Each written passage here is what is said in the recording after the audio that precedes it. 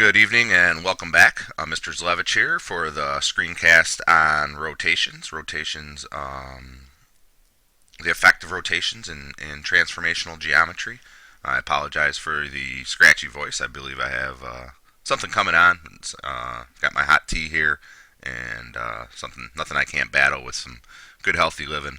And hopefully I'm clear and you can certainly ask questions about any unclarities.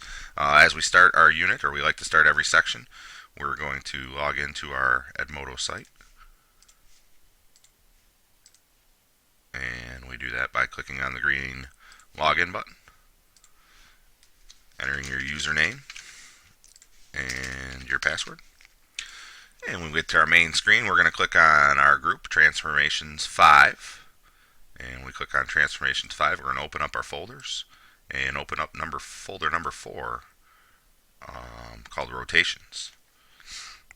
Now, when we talk about rotations, we're talking about turns on the graph where a point, line, or image is turned around a fixed point on the graph.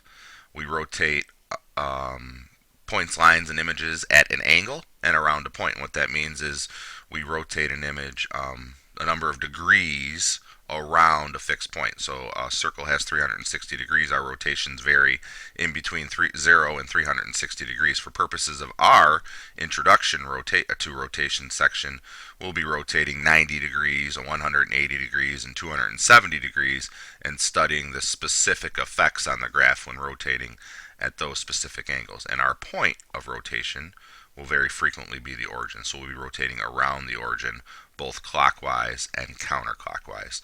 Rotation is similar to a transformation and a reflection in that it's an isometry, and the size and shape does not change when the figure is rotated. When a figure is rotated 90 degrees, 180 degrees, 270 degrees, and then eventually 360 degrees, it ends up mapping back onto itself. The size or shape does not change. Let's go to our resources. The first resource here is our notes, and our notes are listed in the rotation folder under Math is Fun. It gives us a little brief definition here. Rotation means turning around a center. The distance from the center to any point on the shape stays the same. So when you rotate a figure around a point, you can measure the distance to the center, and that would stay the same.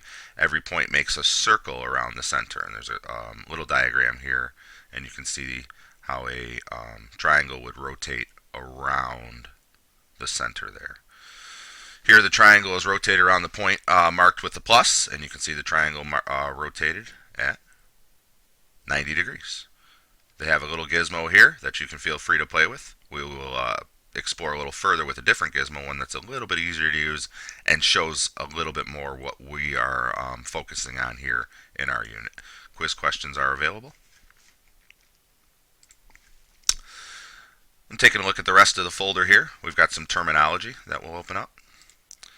And the key terms here are, when we rotate, we always talk about an angle of rotation, and that's that angle right there. So a turn around the graph, a good way to view it, and kind of the way I start by telling my students is that if it turns, if the rotation is from one quadrant to another, you're looking at probably about a 90-degree rotation. If you look at that angle right there, it's about 90 degrees.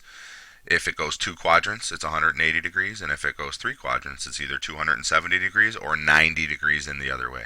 And that's what we talk about here. You have to specify the angle or the direction of the rotation, counterclockwise or clockwise. This one in particular is clockwise, and if we were rotating this way, this one in particular is counterclockwise, and if we were rotating this way, it would be clockwise.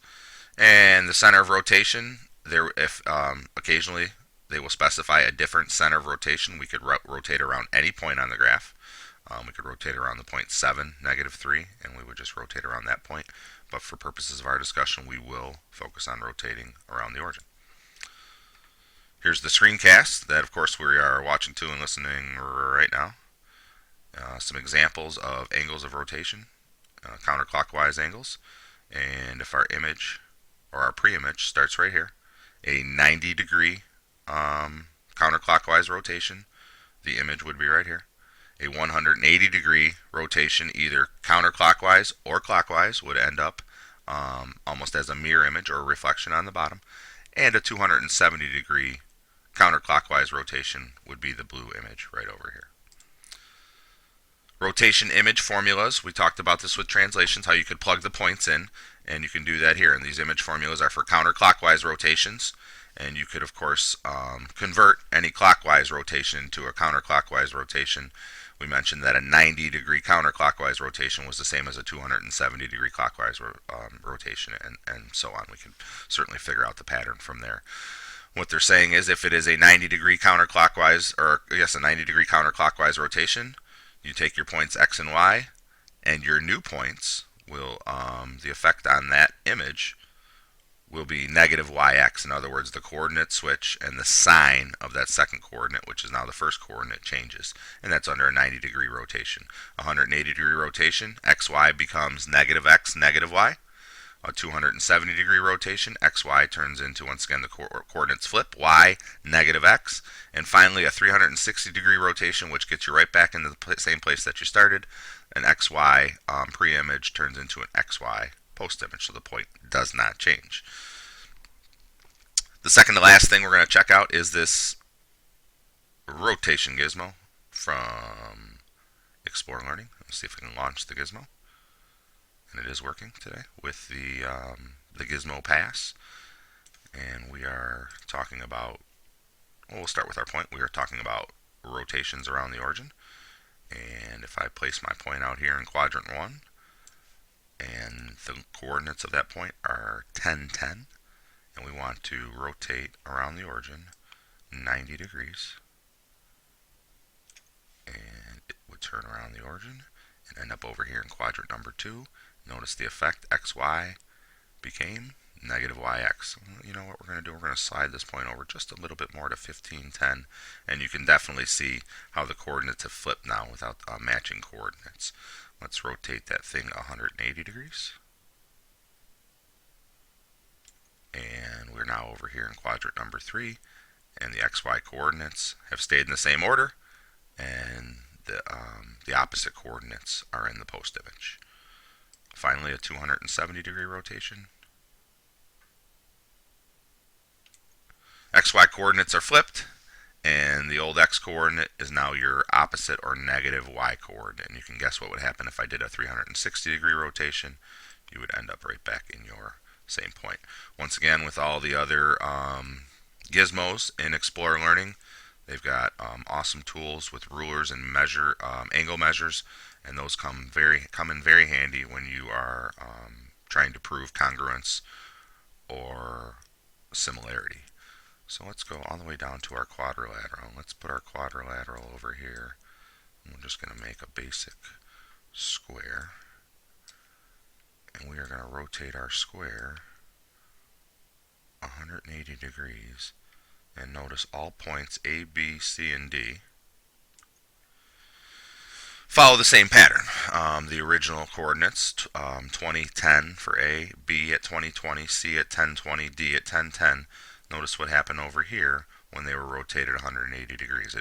The same thing that was true when we rotated a point 180 degrees is also true when we rotate the quadrilateral 180 degrees. So just a really, really cool gizmo here from Explore Learning. I would, my suggestion, and I listed in the directions and objectives, is to master this tool, okay? That's why we spend time looking at it and try to show you what every option is, and spend some time, use the quadrilateral, use the triangle, and rotate these things at different, and see the effects on the, they call it a table here, but we're just looking at the effects on the coordinates. A little tricky to get it to the exact. Can we type in the number here? Yeah, let's type in the number. 270. Does that work? Yep. 270 degrees. And there we go. So we're going to close out our gizmo. And I believe we've looked at everything inside the rotation folder. Remember, with the sections 3, 4, and 5, there are quizzes located on the post page or the home page. And we would go and take our rotations quiz.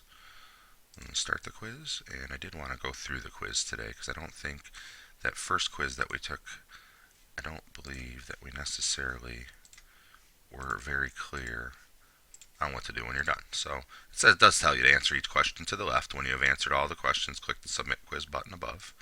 And we're going to do that now. Are you sure you want to end this quiz? Click Submit. And it tells you what you completed. You can view your results if you'd like to. And go ahead and take a look question by question. As you can see, I guessed, and I believe I got all 5 wrong. Okay, I just wanted to show you kind of how it went, but I did in fact guess all 5 answers incorrectly, and not the best method for taking a quiz there, but I think I showed you at least how to submit it. So that's what we have for rotations. Let's get back to our PowerPoint here quick. We looked at our screenshots and our gizmos. And finally, completing the objectives, analyze all folder contents. We did that. Mastering the translation gizmo. Once again, if they're not giving you enough time, if the 5 minutes are not enough time to understand the gizmo, please sign up for a free trial. At least for the purposes of this unit, it will be very, very helpful. Complete the quiz in Edmodo, submit it, and if you have any questions, feel free to post them. Alright, that's the conclusion of the screencast on Introduction to Rotations. And thank you very much.